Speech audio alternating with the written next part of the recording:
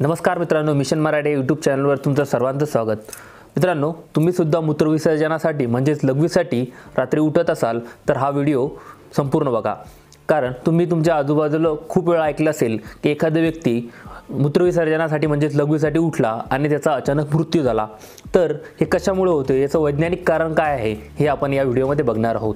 मित्रांनो, तर व्हिडिओ संपूर्ण बघा आणि तुम्ही आमच्या चॅनलवर नवीन असाल तर आमच्या चॅनलला सबस्क्राइब करून या व्हिडिओला लाईक करा। चला सुरू करूया।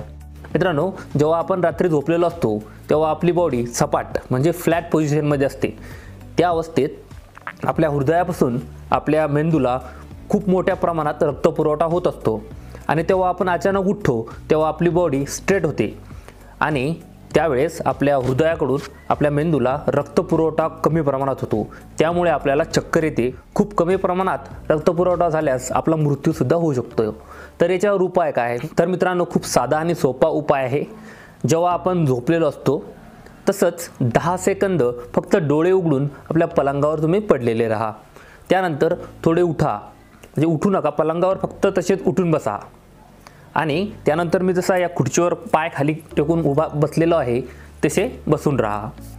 असं झाल्यानंतर 2 मिनिटं झाल्यानंतर तुम्ही लघवीला जा। याने काय होईल, रक्तपुरवठा सुरळीत होईल आणि तुम्हाला चक्करही येणार नाही आणि मृत्यू तर होणारच नाही। तर मित्रांनो, हा होता एक तुमच्यासाठी महत्त्वाचा व्हिडिओ। तर व्हिडिओ आवडला तर लाईक करा आणि आमच्या चॅनलला सबस्क्राइब करा आणि व्हिडिओ शेअर करा। धन्यवाद।